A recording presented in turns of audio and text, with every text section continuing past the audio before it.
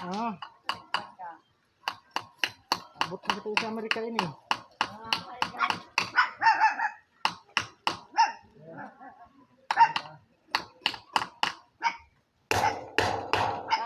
Hi guys. Ganito yung gawain namin sa probinsya guys. Nagawa kami ng bahay pala guys. Ano ba? Ano sabak kay concentrate kita dito. Kaya ano. Hi guys. Ito pala yung gawain namin sa probinsya guys. Masaga guys.